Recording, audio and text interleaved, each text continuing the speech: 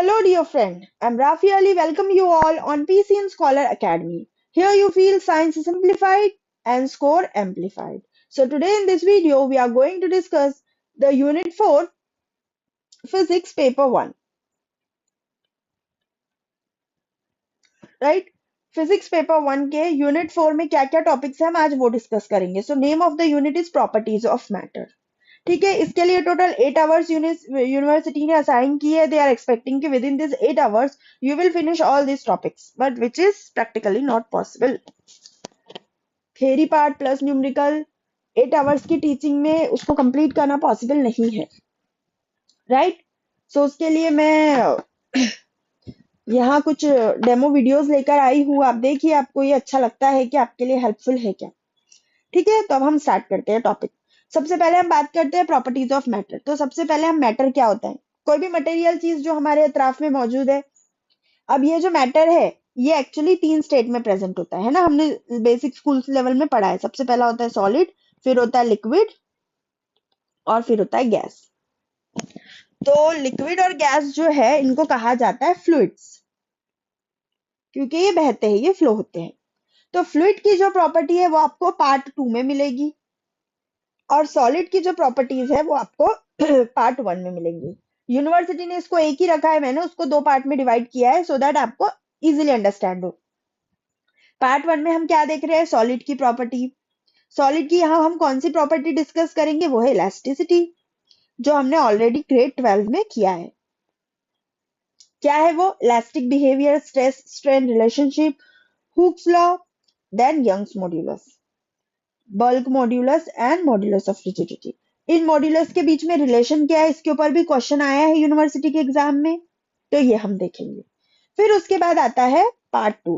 Part 2 में कौन कौन से टॉपिक है, pressure due to fluid column. Fluid column लिखा है, राइट. पास्कल लॉ क्या है, विस्कोसिटी क्या होता है, स्टोक्स लॉ क्या है, स्ट्रीमलाइन एंड टर्बुलेंट फ्लो में क्या डिफरेंस होता है, बर्नौलिस प्रिंसिपल क्या कहता है. उसके बाद के जो टॉपिक है ये ऑलरेडी फिर हमारे 12th के हैं. Surface energy, surface tension, angle of contact, application of surface tension, drop, bubbles and capillary rise. इस टॉपिक के ऊपर न्यूमेरिकल्स भी रहेंगे और थ्योरी क्वेश्चंस भी रहेंगे. आप लोगों ने पेपर पैटर्न तो देखा होगा, एक्सपेक्ट किया आप लोगों ने देखा है. और तीनों पेपर का, तीनों सब्जेक्ट का जो पेपर पैटर्न रहेगा वो सेम रहेगा. ठीक है, तो ये फिजिक्स है, इसमें न्यूमेरिकल और थ्योरी दोनों रहेंगे. आपने 12th में ये चीजें छोड़ दी, बट ये आपका पीछा करते करते करते करते सेमेस्टर 1 में फिर आपके सामने खड़ी है. सो बेहतर है अब यहाँ इसको पढ़ाई कर लो, क्योंकि ये चीजें फिर आगे आपको फेस करनी है. मास्टर्स में भी ये मिलेगा आपको, आगे के भी सेमेस्टर्स में टॉपिक फिर मिलेंगे. तो अब हम बात करते हैं इलास्टिसिटी के. तो हमने अभी देखा कि इलास्टिसिटी क्या है, प्रॉपर्टी है मटेरियल की. कौन से मटेरियल की प्रॉपर्टी है, सॉलिड मटेरियल की. राइट. अब सॉलिड क्या होता है, सॉलिड का एक प्रॉपर शेप होता है ना. प्रॉपर शेप क्यों होता है, क्योंकि उसमें जो एटम्स है वो बहुत कॉम्पैक्टली अरेंज होते हैं. कॉम्पैक्टली अरेंज मतलब नजदीक नजदीक. और क्या होता है, इनके बीच में जो फोर्स ऑफ अट्रैक्शन होता है वो स्ट्रांग होता है. ये सॉलिड की प्रॉपर्टीज होती है, ये हमने देखा है बेसिक स्टैंडर्ड्स में. अब ये स्ट्रक्चर की वजह से ये इलास्टिसिटी प्रॉपर्टी क्यों शो करता है हम देखेंगे. सो हर एक material, every solid material is not elastic material, right. Every solid is not elastic. Why, only some are elastic. तो ऐसी कौन सी चीज है जो इलास्टिक प्रॉपर्टी हमको शो करती है, अब हम वो देखेंगे. राइट. वो क्या होता है वो हम देखेंगे. ये मैंने समझाने के लिए लिखा है, एग्जाम में आपको आंसर में इतना डिटेल नहीं लिखना है. आपको एग्जाम में हायर स्टैंडर्ड के हिसाब से आंसर लिखना है. तो सबसे पहले सॉलिड में आता है रिजिड बॉडी. ठीक है, रिजिड बॉडी में क्या होता है, उसका शेप जो है वो फिक्स होता है. फिक्स इसलिए होता है क्योंकि उसका एटॉमिक अरेंजमेंट कॉम्पैक्टली अरेंज्ड है. इस पे अगर आपने फोर्स अप्लाई किए तो क्या होगा, वो मूव करने लगेगा, बट उसके शेप में कोई चेंजेस नहीं आएंगे. No shape change, right. जब उस और फिर अगर आपने फोर्स को हटा दिए तब भी उसके अंदर कोई चेंजेस, कोई डिफॉर्मेशन नहीं दिखेगा. तो इस तरह क्या होगा, ये रिजिड बॉडी. रिजिड बॉडी में फोर्स अप्लाई करने पे भी डिफॉर्मेशन नहीं आता है, फोर्स रिमूव करने के बाद भी कोई चेंज नहीं आता है। वो एग्जांपल्स होते हैं स्टील बॉल और रॉक के। ये ऐसा क्यों होता है? क्योंकि इनके एटॉमिक अरेंजमेंट जो है उनके बीच का फोर्स बहुत ज्यादा है, स्ट्रॉन्ग है। तो उस टाइप के ऑब्जेक्ट को हम क्या कहते हैं? Rigid body. अब दूसरा है हमारा इलास्टिक बॉडी, जो हमको स्टडी करना है। इलास्टिक बॉडी के एग्जांपल्स क्या है? रबर बैंड है, स्प्रिंग है, राइट। आप देख सकते हैं एग्जाम्पल आपको जो फिगर में दिख रहा है। अगर आपने ये रबर लिया, इसको यहां से आपने फोर्स लगाया, यहां से भी फोर्स लगाया, तो क्या होगा? वो इलोंगेट होगा, उसका क्या होगा? जो लेंथ है वो बढ़ेगा, वो पनने लगेगा। फिर आपने जब फोर्स हटा दिए, अगर आपने फोर्स उस पे की रिमूव कर दिए, तो रिमूव करने के बाद क्या होगा? वो अपने ओरिजिनल शेप और साइज में वापस आ जाएगा। इसी को हम इलास्टिसिटी कहते हैं। वो अपने शेप और साइज में वापस आ जाएगा। पहले बड़ा था, अब वो छोटा हो गया। उसी तरह अगर आपने रबर का बॉल लिया है, उसको स्क्वीज किया है, उसके ऊपर फोर्स अप्लाई किया है, तो क्या हो गया? वो छोटा हो गया। अब अगर आपने फोर्सेस हटा दिए, यहाँ पे आपने फोर्सेस रिमूव कर दिए, तो क्या हो गया? वो अपने ओरिजिनल शेप पे वापस आ गया। तो यहाँ क्या होता है इलास्टिक बॉडी में? अगर आपने कोई फोर्स अप्लाई किए, फोर्स अप्लाई करने से क्या होता है? टेम्पररी डिफॉर्मेशन होता है। और फिर फोर्स को रिमूव कर दिए तो रिटर्न टू ओरिजिनल शेप में आ जाता है, आफ्टर फोर्स इज रिमूव। तो इस टाइप के ऑब्जेक्ट को हम कहते हैं elastic body. But there are some object जहां पे अगर आपने फोर्स अप्लाई किए, तो फोर्स अप्लाई करने के बाद उसमें डिफॉर्मेशन मिलता है, बट वो अपने ओरिजिनल शेप में वापस नहीं आता, जो कि आप डायग्राम में देख सकते हैं। उस टाइप के ऑब्जेक्ट को हम क्या कहते हैं? Plastic object, right. होता क्या है इसमें? डिफॉर्मेशन है जो है वो परमानेंट होता है। आपने रोलर से यहाँ पे फोर्स अप्लाई किए, फोर्स अप्लाई करने से क्या हो रहा है? उसमें डिफॉर्मेशन मिल रहा है। लेकिन अगर आपने फोर्स हटा दिए, तो वो ऑटोमेटिक अपने आप जो है वो इस फॉर्म में नहीं आ पाएगा, राइट। वो डो जो है हमारा डो बॉल, वो नहीं रीगेन कर सकता वो शेप, राइट। तो वो टाइप के ऑब्जेक्ट को हम कहते हैं प्लास्टिक बॉडी। इसमें क्या होता है? डिफॉर्मेशन परमानेंट होता है, does not return to original shape and size by themselves. उसके एग्जांपल्स क्या है? टूथपेस्ट है, क्ले है, प्लास्टिसीन है, और व्हीट डो है, राइट। अब हम देखेंगे एग्जाम में इस बारे में क्वेश्चन क्या आया है। सो क्वेश्चन है व्हाट इज इलास्टिसिटी। ये अगर 1 मार्क का क्वेश्चन है तो आपको डेफिनेशन के साथ एक एग्जाम्पल भी लेना पड़ेगा, राइट। कितने मार्क का क्वेश्चन है उसके हिसाब से उसका आंसर लिखना है। तो सबसे पहले डेफिनेशन लिखेंगे। इलास्टिसिटी क्या है? तो प्रॉपर्टी है। इलास्टिक मटेरियल क्या है? तो उसका आंसर अलग रहेगा। और इलास्टिसिटी क्या है? तो वो प्रॉपर्टी है। Elasticity is a property of material. तुम लिख सकते हो सॉलिड मटेरियल, राइट। कौन से मटेरियल है? ये सॉलिड मटेरियल है। by virtue of which it regains its original shape and size। वो रिगेन कर लेता है, वो ऑटोमेटिक अचीव कर लेता है अपना पुराना शेप और साइज। कब? After the removal of deforming force और after external deforming force is removed. Example क्या क्या लेंगे आप इसके? एग्जाम्पल क्या क्या रहेगा? टूथपेस्ट रहेगा, और क्या रहेगा? वेट क्ले रहेगा। तो भी दो एग्जाम्पल इनफ है। अब देखो विंटर 2020 में क्वेश्चन क्या पूछा हुआ है? Define stress strain and Hooke's law. ये जो 2.5 लिखा है, ये 2.5 मार्क्स के लिए आए हैं, यानी 2.5 मार्क्स के लिए आपको आंसर लिखना है। तो आपको कैसे एक्सप्लेन करना है इसको? आपको एक्सप्लेन करना है स्ट्रेस क्या है सेपरेटली, स्ट्रेन क्या है, और हुक्स लॉ क्या है, राइट। तो आपको 1 मार्क का स्ट्रेस एक्सप्लेन करना है, 1 मार्क का स्ट्रेन एक्सप्लेन करना है, और आपको हाफ मार्क्स है हुक्स लॉ पे, राइट। अब स्ट्रेस क्या है? तो जो हम इलास्टिक बिहेवियर की बात कर रहे हैं, उसमें स्ट्रेस और ये जो स्ट्रेन है, ये दोनों बहुत बड़ा रोल प्ले करते हैं। स्ट्रेस क्या है? बेसिक स्ट्रेस की डेफिनेशन क्या होती है? हमको भी स्ट्रेस आता है, टेंशन आता है। टेंशन यानी दिमाग पे तनाव आता है, राइट। अगर हमको किसी काम का या किसी लाइफ में किसी प्रॉब्लम का टेंशन आ रहा है, तो हम बोलते हैं स्ट्रेस है। तो स्ट्रेस बोले तो तनाव, उससे हमारे जो ब्रेन के फंक्शंस है वो थोड़े लूज हो जाते हैं, या हम प्रॉपरली हमारी बॉडी काम नहीं करती, हमको हेडेक होता है, उसी तरह वो हो गया हमारे ब्रेन के साथ। उसी तरह अगर हमने कोई ऑब्जेक्ट लिया है, इस बार हम एग्जांपल स्प्रिंग का लेते हैं, राइट। ये स्प्रिंग है। अब यहाँ पे मैंने क्या किया है, ऐसा भी कर सकती हूँ मैं, पुली लटका के यहाँ पे मैंने वेट लिया है, यहाँ पे मैंने वेट रखा है। तो ये वेट है 1 kg का, लेट से 1 kg, ये क्या हो गया, उसका मास हो गया। तो उसका फोर्स कितना रहेगा, जब है ना, आपको फिजिक्स पता है, आप अभी बीएससी में आ रहे हो, जब उसको आप 9.8 से मल्टीप्लाई करोगे तो वो फोर्स होगा। तो लेट से ये फोर्स, अब ये फोर्स आपने उस पर अप्लाई किए तो क्या होगा, ये जो रबर बैंड अपना जो स्प्रिंग है, ये स्प्रिंग क्या करेगा, इलोंगेट हो जाएगा,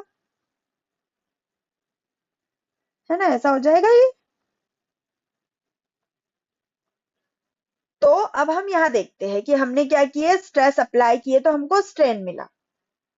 ये क्या है, एक्चुअली फोर्स है, और ये क्या है, फोर्स का इफेक्ट है।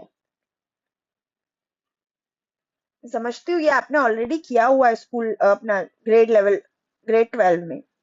तो स्ट्रेस क्या है, सबसे पहले तो इंटरनल रेस्टोरिंग फोर्स है, या हम बोल सकते हैं डिफॉर्मिंग फोर्स भी बोल सकते हैं, जो एक बॉडी के अंदर डेवलप्ड होती है जब आप एक्सटर्नल फोर्स को अप्लाई करते हो।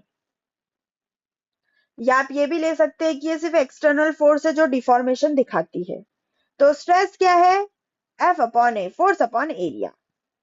फोर्स कौन सा है, डिफॉर्मिंग फोर्स। ये आपकी डिग्री लेवल की डेफिनेशन है। डिफॉर्मेशन, डिफॉर्मिंग फोर्स लिख लो, डिफॉर्मिंग फोर्स। फोर्स आप कहाँ अप्लाई करोगे, ऑब्जेक्ट के एरिया पे अप्लाई करोगे। दूसरा भी एग्जांपल ले सकते हैं आप, या आपने एक रबर बैंड लिया, यहाँ पे आपने फोर्स अप्लाई किया, उसको खींचा इधर से, तो क्या होगा, इसकी लेंथ बढ़ेगी, है ना, वो थोड़ा पनेगा, तान पहुंचेगा उसमें। तो अगर इसकी लेंथ एल थी, कैपिटल एल, तो यहां से यहां तक की हम लेंगे स्मॉल एल, तो ये टोटल कितनी हो जाएगी, एल प्लस एल हो जाएगी, बढ़ जाएगा ना, इलोंगेशन होगा, राइट। हाँ, तो ये हो गया स्ट्रेस। स्ट्रेस क्या है, फोर्स अपॉन एरिया। अब हम बात करते हैं फोर्स अपॉन एरिया, तो इसका यूनिट क्या रहेगा, newton per metre square. Unit of force is newton, unit of area is metre square, तो न्यूटन पर मीटर स्क्वायर। और न्यूटन पर मीटर स्क्वायर को हम क्या लिखते हैं, पास्कल। अब स्ट्रेस के कितने टाइप होते हैं, तीन टाइप होते हैं, यानी फोर्स हमने अप्लाई किए तो हम तीन पर्पस के लिए करेंगे। या तो हम पुलिंग और स्ट्रेचिंग करेंगे, जिससे चेंज क्या हो, लेंथ चेंज हो, ये लेंथ को इफेक्ट करेगा। कॉम्प्रेसिव स्ट्रेस, स्क्वीजिंग करेंगे तो इससे क्या होगा, डायमीटर चेंज होगा। और शियर स्ट्रेस करेंगे तो इससे क्या होगा, शेप चेंज होगा। तो ये तीन टाइप के हमारे स्ट्रेस है, शियर स्ट्रेस, कॉम्प्रेसिव स्ट्रेस और टेंसाइल स्ट्रेस। फोर्स है स्ट्रेस, बस आप ऐसा याद रखो। अब ये स्ट्रेस लगाने से क्या, और आपको क्या इफेक्ट मिल रहा है, स्ट्रेन मिल रहा है, जो कि आपने डायग्राम में देखा, क्या हो गया, फोर्स अप्लाई करने से उसकी लेंथ बढ़ गई। हाँ, तो लेंथ क्या है, डायमेंशन है, तो हम इस तरह से लिख सकते हैं, स्ट्रेन क्या है, change in dimension upon original dimension, जो कि लिखा है ratio of change in dimension to the original dimension. ठीक है। अब हम अगर बात करते हैं ये एग्जाम्पल की, या ये भी एग्जाम्पल की, दोनों जगह क्या हुआ, लेंथ ही चेंज हुई, तो हम लिख सकते हैं change in length upon original length. अब चेंज इन लेंथ को हम काय से मेजर कर रहे हैं, यहां से यहां तक का चेंज आया, तो वो हम बात कर रहे हैं मीटर से। और ओरिजिनल लेंथ जो थी, एल, कैपिटल एल, इसको काय से मेजर करेंगे, मीटर से। सो मीटर मीटर कैंसिल हो जाएगा। सो क्या बोलेंगे, it has no dimension because the similar quantity. अब ये जो है स्ट्रेन क्या है, इफेक्ट है फोर्स का। फोर्स कुछ तो भी चेंज लाएंगे ऑब्जेक्ट में, या तो उसकी लेंथ चेंज होगी, या तो उसका वॉल्यूम बदलेगा, या तो उसका शेप बदलेगा। तो अकॉर्डिंग टू चेंज हमारे तीन टाइप के स्ट्रेन है। पहला है लॉन्जिट्यूडनल स्ट्रेन, दूसरा है वॉल्यूमेट्रिक स्ट्रेन, और तीसरा है शियर स्ट्रेन। इतना लिखेंगे तो आपको एक नंबर मिलेगा, और डायग्राम हमारे नेक्स्ट स्लाइड में है। ठीक है, यहाँ पे आपने फोर्स लगाए, है ना, यहाँ पे आपने फोर्स लगाए, और यहाँ पे फोर्स लगाए, तो ये दिख रहा है आपको यहाँ पे थोड़ा सा चेंज। हम इसको थोड़ा और बड़ा ले लेते हैं, क्या हो गया, लेंथ बढ़ गई। यहां से यहां तक की लेंथ को हमने ले लिया डेल्टा एल। तो स्ट्रेस क्या रहेगा, फोर्स अपॉन एरिया। एरिया कौन सा रहेगा, ये वाला, ये क्रॉस सेक्शनल एरिया, ये वाला जो एरिया है ना ये रहेगा, इसको हम कहेंगे स्ट्रेस। ये टेंसाइल क्यों है, क्योंकि इसमें लेंथ बढ़ रही है। तो करस्पॉन्डिंग स्ट्रेन क्या कहलाएगा, डेल्टा एल बाय एल। ये दोनों किसके एग्जाम्पल हो गए, आप टेंसाइल बोलो या लॉन्जिट्यूडनल बोलो, राइट। अब दूसरा है कॉम्प्रेसिव। तो ये भी क्या करेगा, स्ट्रेस तो तीनों केस में सेम ही रहेगा, फोर्स अपॉन एरिया। ये फोर्स रहेगा जो कि डाउनवर्ड अंदर की तरफ एक्ट कर रहा है, क्योंकि यहाँ कॉम्प्रेसिव बात हो रही है, राइट। तो क्या होगा, उसकी लेंथ कम होगी, कॉम्प्रेस होने लगेगा, लेट से अब वो इतना बड़ा हो जाएगा। तो यहां से यहां तक का जो रहेगा वो चेंज इन लेंथ रहेगा, राइट। अब अगर आपने उसको छोटा किए तो उसका वॉल्यूम बदलेगा।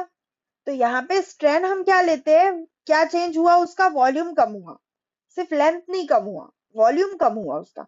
तो हम लेंगे माइनस, कम हो रहा है इसलिए माइनस साइन लेते हैं, change in dimension upon original dimension, delta V by V, ऐसा लेते हैं, ठीक है।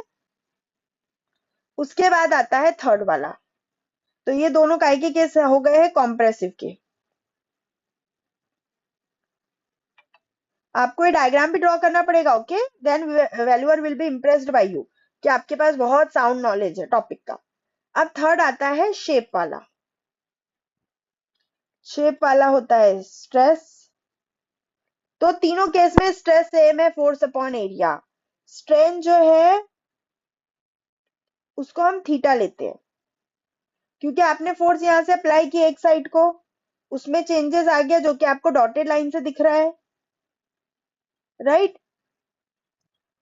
तो वो क्या होता है एक्चुअली, हम जब उसको लेते हैं अपोजिट अपॉन एडजेसेंट, ये मालूम है ना आपको, opposite side upon adjacent side. तो यहाँ पे अगर आपने ये थीटा लिए तो ये पॉइंट से ये पॉइंट का चेंज आया, राइट, अपोजिट अपॉन एडजेसेंट। तो ये वाला साइड एडजेसेंट है, राइट। इसकी बहुत डिटेल का डेरिवेशन है, इतना नहीं भी किया आपने, सिर्फ थीटा भी लिख दिया तो चलता है। तो अपोजिट अपॉन एडजेसेंट होता है टेन थीटा, जिसको हम अप्रोक्सीमेट करते हैं थीटा से। तो ये किसके केस है, ये तीनों वाला शेप का केस है, थर्ड वाला ये कॉम्प्रेशन का केस है, और ये टेंसाइल का केस है। अब हमारा आधा मार्क था हुक लॉ पे, कि हुक्स लॉ क्या है। हुक क्या है, एक साइंटिस्ट का नाम है, जहां पे भी कोई न्यू वर्ड है और वो कैपिटल लेटर है, मतलब वो साइंटिस्ट का नाम है। तो ये है हुक्स लॉ। हुक्स लॉ क्या कहता है, इसके अंदर ये वर्ड लिखना बहुत जरूरी है जो बोल्ड लेटर्स में है। Hooke's law states that, her answer आपको इसी तरह लिखना है, पर्टिकुलर लॉ स्टेट्स दैट। क्या बोलता है वो, कि within elastic limit the stress is directly proportional to strain produced in a material, you can say produced in a solid material. Stress क्या है अपना, हम बोल रहे हैं stress is directly proportional to strain. Stress क्या है अपना, फोर्स अपॉन एरिया। इससे क्या होता है, चेंज इन डायमेंशन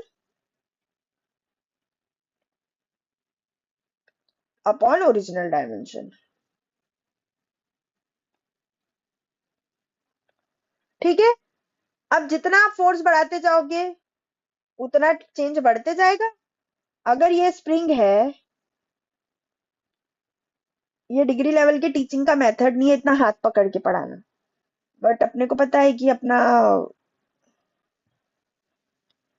अपना मामला ऐसा है कि इतना हाथ पकड़ के पढ़ाए तब भी हमसे डिग्री नहीं निकलती, राइट। यूनिवर्सिटी का जो स्कोर है वो सिर्फ 40% पास का है, बाकी 60% बच्चे फेल होते हैं।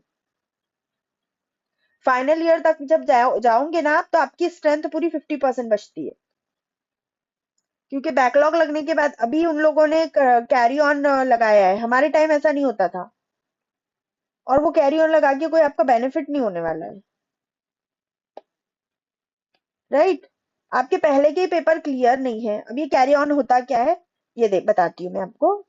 अभी सबसे पहले आपका सेमेस्टर 1 है, टोटल 6 पेपर है आपके सेम 1 में। सपोज इसमें से एक आध बैक लग गया, लेट से केमिस्ट्री लग गया बैक, तो इसके 2 पेपर हो जाएंगे, यानी 6 पेपर है, यानी हर 3 सब्जेक्ट के 2-2 पेपर है ना, 3 into 2 है। आपका कोई एक बैक लगा मतलब आपके 2 बैक लगेंगे।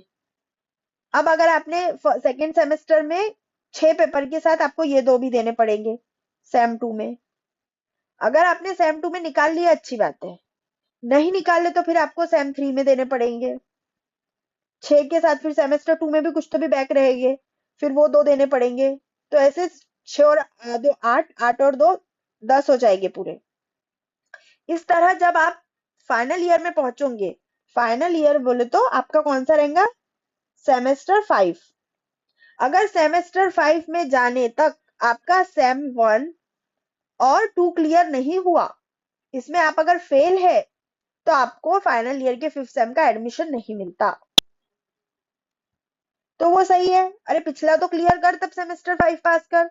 अब तुम बोलेंगे हम सेमेस्टर 5 भी पढ़ते और पहला भी पढ़ते दूसरा भी पढ़ते और बीच के भी पढ़ते, तो वो इम्पॉसिबल है। इसलिए सबसे पहली कोशिश ये करना चाहिए कि हमारे बैकलॉग्स ना आए, जितना है फर्स्ट डिवीजन में हमारा क्लियर हो इतनी हमको कोशिश करनी है। दुनिया का सबसे आसान काम है बैठ के पढ़ाई करना। जिसने पहले दिन से स्कूल लेवल पे कॉलेज लेवल पे किया होगा तो वो खुद कर सकता है, उसको मैं जो पढ़ा रही हूँ हर चीज समझ में आएंगी। लेकिन जिसने नहीं किया होगा उसको मेहनत करना पड़ेगा। ठीक है, चलो अब हम हमारे टॉपिक पे वापस आते हैं। ये फोर्स है, आपने इसके ऊपर फोर्स अप्लाई किया तो क्या हुआ, उसमें इतना आपको इलोंगेशन मिला। फिर इसके ऊपर आपने फिर डबल से फोर्स अप्लाई किया F2, ये F1 था, तो क्या होगा, फिर ये इलोंगेशन देगा देगा।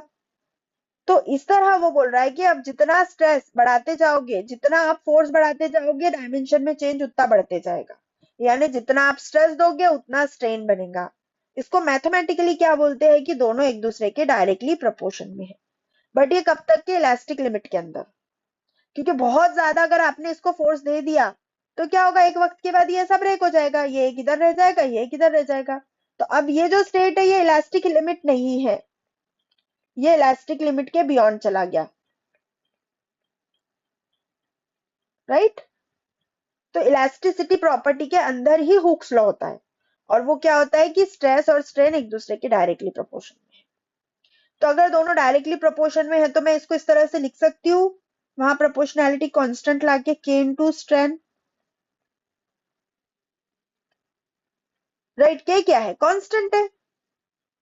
अगर मैंने दोनों को डिवाइड किया स्ट्रेस अपॉन स्ट्रेन तो कांस्टेंट आएगा। अब ये कांस्टेंट को क्या कहता है, मॉड्यूलस ऑफ इलास्टिसिटी। अब हमारे पास स्ट्रेस और स्ट्रेन 3 टाइप के हैं, तो 3 टाइप के हमको मॉड्यूलस मिलेंगे। कौन कौन से, यंग्स मॉड्यूलस लेंथ से रिलेटेड, बल्क मॉड्यूलस वॉल्यूम से रिलेटेड, शियर मॉड्यूलस ये मॉड्यूलस ऑफ रिजिडिटी, राइट। ये जो शियर है वो शेप से याद रखना है, श से। बल्क मॉड्यूलस जो है वो वॉल्यूम का है, बल्क में ल है इससे याद रखना। यंग्स मॉड्यूलस ये पहला है तो जो लेंथ का है, ये आपने 12th में भी पढ़ा है तो उस पे से याद रखना है। बट ये किस में अप्लाई करता है, applies only in the region of elasticity, in the elastic region of the material. तो यहाँ पे अगर आपने इतना लिखे तब आपका 2.5 मार्क का आंसर कंप्लीट होता है। ये विंटर में पूछा हुआ है, विंटर 2020 में, विंटर 22 में।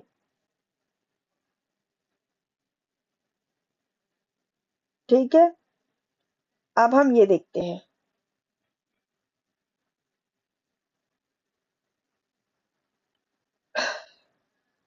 सो ये जो एक्सप्लेनेशन दिया है मैंने, ये कौन सी रेफरेंस बुक से लिया है, जो यूनिवर्सिटी ने डिफाइंड की है। टोटल 6 बुक है।